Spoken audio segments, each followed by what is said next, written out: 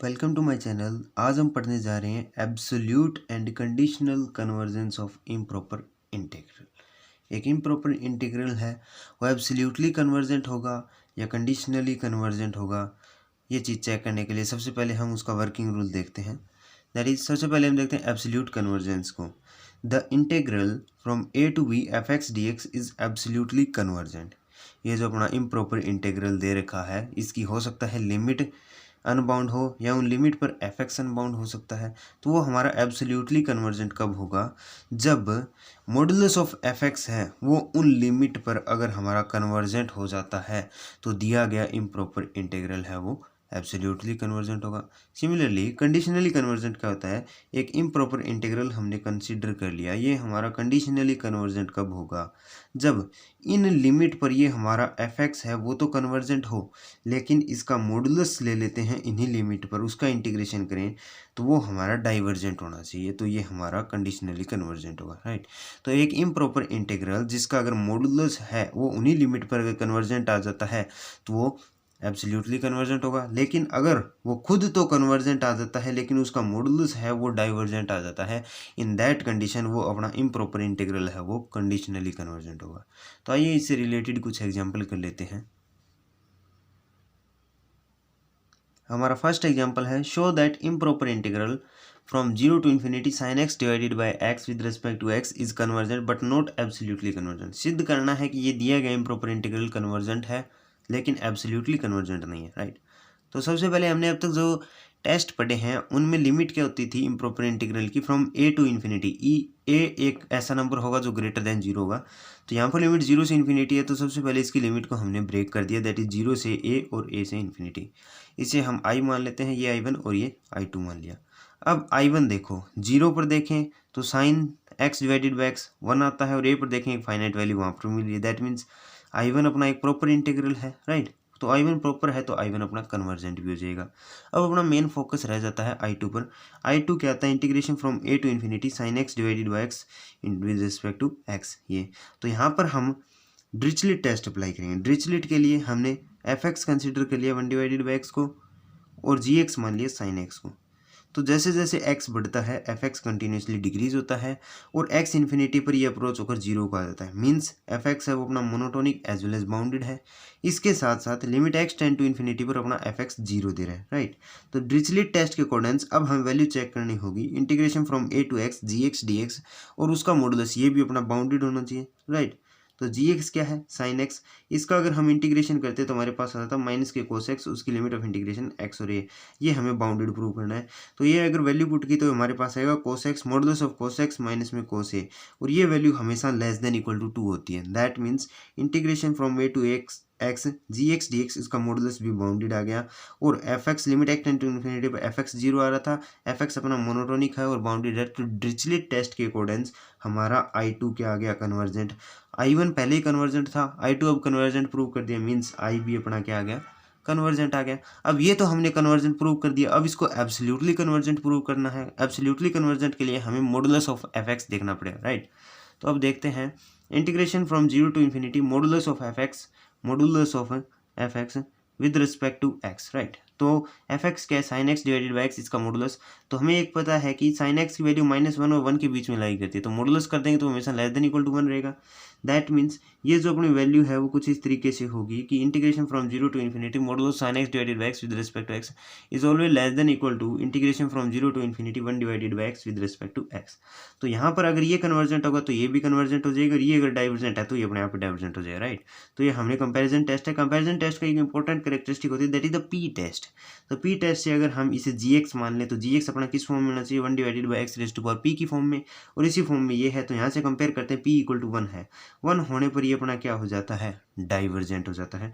ये अपना डाइवर्जेंट हो गया, ये डाइवर्जेंट है, दैट मीन्स ये अपने आप ही डाइवर्जेंट हो जाएगा, दैट मीन्स ये अपना डाइवर्जेंट हो गया। दैट मीन्स इंटीग्रेशन जीरो से infinity modulus of F X with respect to x, ये डाइवर्जेंट हो गया, ये डाइवर्जेंट है। लेकिन ये जो दिया गया इंटीग्रल है ये अपना कन्वर्जेंट है लेकिन उसका मॉडुलस डाइवर्जेंट आ रहा है। दैट मीन्स हम क्या लिख सकते हैं कि जो ये अपना इम्प्रॉपर इंटीग्रल दिया गया है ये एब्सोल्युटली कन्वर्जेंट नहीं है। अगर ये मॉडुलस अपना कन्वर्जेंट आ जाता तो ये एब्सोल्युटली कन्वर्जेंट होता, लेकिन ये डाइवर्जेंट आ गया, दैट मीन्स ये अपना एब्सोल्युटली कन्वर्जेंट नहीं है, दैट मीन्स ये अपना क्या है, कंडीशनली कन्वर्जेंट है। नेक्स्ट एग्जाम्पल देखते हैं। नेक्स्ट एग्जाम्पल है if F is defined in interval 0 और x के बीच में 0 और 1 के बीच में एक्स लाई कर रहा है एज फॉलोज। एफ किस तरीके से, एफ एक्स किस तरीके से होगा, अगर एक्स है 1/2 और 1 के बीच में तो 2 आएगा, एक्स है 1/3 और 1/2 के बीच में तो -3 पुट करेंगे एफ एक्स को, एक्स अगर 1/4 और 1/3 के बीच में है तो 4 पुट करेंगे, वहीं एक्स 1/5 और 1/4 के बीच में तो -5 पुट करेंगे। तो हमें क्या शो करना है कि 0 से 1 तक जो हमारा इम्प्रॉपर इंटीग्रल है एफ एक्स डी एक्स का वो हमारा कन्वर्जेंट है, लेकिन एब्सोल्युटली कन्वर्जेंट नहीं है, राइट। तो इसे प्रूव करते हैं। सबसे पहले इसको कन्वर्जेंट देखते हैं। तो 0 से 1 एफ एक्स डी एक्स है, इसके हमने लिमिट तोड़ दी क्योंकि हर एक लिमिट के लिए हमने अलग अलग वैल्यू दे रखी है। That means limit of integration है वो हमने तोड़ दी। 1/2 से 1 तक अपर लिमिट से हम तोड़ते आए हैं क्योंकि लोअर लिमिट 0 से अगर हम देखते तो उसकी वैल्यू हमें नहीं दी गई, अपर लिमिट से हम वैल्यू दी गई तो हमने लिमिट ही अपर लिमिट से तोड़नी शुरू कर दी। तो 0 से 1/2 की लिमिट के बीच में, 1/2 से 1/3 के बीच में, 1/4 से 1/3 लिमिट के बीच में, 1/5 से 1/4 की लिमिट के बीच में, राइट। तो यहाँ पर देखा जाए तो एफ एक्स क्या है, 1/2 और 1 के बीच में 2 है, ट्वाइस ऑफ डी एक्स आ गया, और 1/3 और 1/2 के -3 है, और 1/4 और 1/3 के बीच में क्या है 4 है, 1/5 और 1/4 के बीच में क्या है -5 है, राइट। तो इसका इंटीग्रेशन करते हैं, ट्वाइस ऑफ एक्स आ गया, अपर लिमिट 1/2 ये है, इसका -3x आ गया, लिमिट रख दी, ये लिमिट इसके अप्लाई कर दी, 4x आ गया, ये -5x आ गया और इसकी लिमिट है, राइट। तो अगर ये इसमें वैल्यू पुट की जाए एक्स की जाए तो हमारे पास आएगा 2 - 1, यहाँ पर आएगा -3/2 प्लस में 1, यहाँ पर हमारे पास आएगा 4/3 माइनस में 1, और यहाँ पर क्या आ गया -5/4 प्लस में 1। अगर इसे सोल्व करते हैं तो हमारे पास आएगा 1 - 1/2 प्लस 1/3 -1/4 अप टू ये वैल्यू कंटिन्यूसली इंक्रीज होती जाती है, राइट।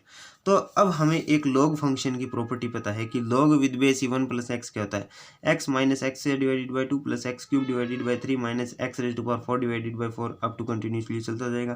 तो x की जगह अगर हमने 1 पुट कर दिया तो हमारे पास क्या आ गया, लॉग 1 प्लस 1 क्या आएगा, 1 - 1/2 plus 1/3 minus 1/4 up to infinity, right.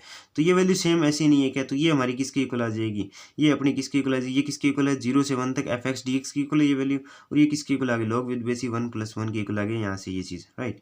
तो ये किसके इक्वल आता है log 2, और log 2 एक फाइनाइट वैल्यू दे रहा है, दैट मीन्स 0 से 1 एफ एक्स डी एक्स अपना क्या आ गया, कन्वर्जेंट आ गया। अब हमें मॉडुलस को देखना है, तो हमें पता है कि 0 से 1 modulus of F X D x क्या लिख सकते हैं। अब इसकी भी हमने लिमिट अलग अलग तोड़ दी, 1/2 से 1, फिर 1/3, 1/2, 1/4 से 1/3 और 1/4 से 1/5 से 1/4 के बीच में इस लिमिट को हमने तोड़ दिया, राइट। इसे क्या लिख सकते हैं, मॉडुलस ऑफ एफ एक्स की वैल्यू, एफ एक्स क्या था 2 था तो मॉडुलस करें प्लस का 2, यहाँ पर -3 है, मॉडुलस -3 और मॉडुलस ऑफ 4, ये मॉडुलस के अंदर अगर हम इसका इंटीग्रेशन कर देंगे तो ये आएगा twice of X, whole modulus है, लिमिट 1 और 1/2 है, यहाँ पर माइनस के 3x आएगा, इंटीग्रेशन लिमिट 1/2 और 1/3 है, इसका मॉडुलस, क्योंकि ये मॉडुलस हमने मॉडुलस ऑफ एफ एक्स लेना है, दैट मीन्स यहाँ पर भी अपना मॉडुलस है 4x की लिमिट हमें दे रखी है 1/3 और 1/4, -5x की लिमिट है 1/4 और 1/6, और इसके लिए भी हमें मॉडुलस दे रखा है, राइट। तो अगर इसे हम सोल्व करके मॉडुलस से बाहर आएगा तो हमारे पास आएगा 1 + 1/2 + 1/3 + 1/4 अप टू आगे तक ये कंटिन्यूटी जाएगा। ये वैल्यू अपनी किसकी इक्वल होती है, माइनस ऑफ log 1 - 1 क्यों होती है, तो एक चीज़ देखो, हमारे पास एक आइडेंटिटी बताएं log 1 - x क्या होता है, इसका एक्सपेंशन देखते हैं तो हमारे पास आता है -x के divided by 2 minus x cube divided by 3 minus x raise to power 4 divided by 4। तो यहाँ पर अगर हम माइनस कॉमन ले लेते हैं तो ये सारी वैल्यू पॉजिटिव हो जाएंगी, राइट। अगर हम x की जगह 1 पुट कर देंगे तो हमारे पास क्या log 1 - 1 किसके इक्वल आएगा, ये 1 x की जगह 1 पुट कर दिया तो हमारे पास कुछ ऐसा जाएगा, दोनों तरफ माइनस की मल्टीप्लाई कर दी तो माइनस ऑफ log 1 - 1 किसके इक्वल आएगी, ये सभी पॉजिटिव वैल्यू की इक्वल, दैट मीन्स ये वैल्यू अपनी किसकी इक्वल आएगी, माइनस ऑफ log 1 - 1। 1 - 1 क्या होता है log 0, log 0 की वैल्यू क्या होती है, इन्फिनिटी वैल्यू आ रही है, दैट मीन्स ये जो मॉडुलस है ये अपना क्या है, डाइवर्जेंट है, ये डाइवर्जेंट है, और ये अपना इंटीग्रेशन था वो कन्वर्जेंट था, और उसका मॉडुलस का इंटीग्रेशन है वो अपने पास क्या आ रहा है, डाइवर्जेंट आ रहा है। दैट मीन्स जो दिया गया इम्प्रॉपर इंटीग्रल है वो क्या है, एब्सोल्युटली कन्वर्जेंट नहीं है, मीन्स वो कंडीशनली कन्वर्जेंट है। अगर ये कन्वर्जेंट आ जाता तो ये अपना क्या हो जाता, एब्सोल्युटली कन्वर्जेंट हो जाता। नेक्स्ट एग्जाम्पल देखते हैं।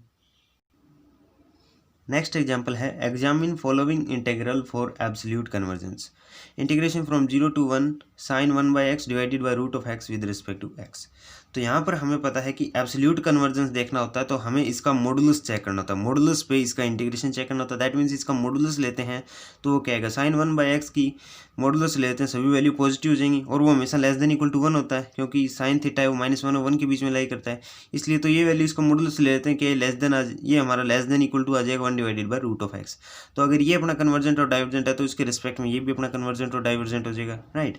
तो यहाँ से देखते हैं integration from 0 to 1 divided by root of x with respect to x, ये अपना कन्वर्जेंट है। क्यों? क्योंकि अगर पी टेस्ट लगाते हैं, पी टेस्ट अगर हम लगाते हैं तो जी एक्स अपना किस फॉर्म में होना चाहिए, 1 divided by x raise to power p, और ये किसके इक्वल है, 1 divided by x raise to power 1/2, और ये लेस देन 1 है, दैट मीन्स ये अपना क्या है, कन्वर्जेंट है। अब आप सोच रहे होगे कि पिछले क्वेश्चन में तो ये मेरा ग्रेटर देन 1 है, तो हमने कन्वर्जेंट प्रूव किया, तो वो हम तब भी अप्लाई करें अगर 0 से इन्फिनिटी लिमिट अनबाउंड दे रखी हो, उस केस में तो अपना पी ग्रेटर देन 1 आएगा, तब कन्वर्जेंट। और लिमिट अगर अपनी बाउंड दे रखी हो, इन दैट केस पी अगर हमारा लेस देन 1 आता है, तो दिया गया इम्प्रॉपर इंटीग्रल है वो क्या होता है, कन्वर्जेंट होता है। तो यहाँ पर लेस देन 1 आया है क्योंकि इसकी लिमिट है वो अपनी बाउंडेड, तो इस केस हम ये सेकंड प्रोसेस अप्लाई करें, दैट मीन्स ये अपना क्या है, कन्वर्जेंट है। तो ये अपना कन्वर्जेंट हो गया, दैट मीन्स ये अपने आप कन्वर्जेंट हो जाएगा। तो यहाँ से हम क्या लिख सकते हैं, ये कन्वर्जेंट हो गया। मॉडुलस अगर अपना कन्वर्जेंट होता है, दैट मीन्स ये दिया गया अपना इम्प्रॉपर इंटीग्रल है वो एब्सोल्युटली कन्वर्जेंट है। Thank you.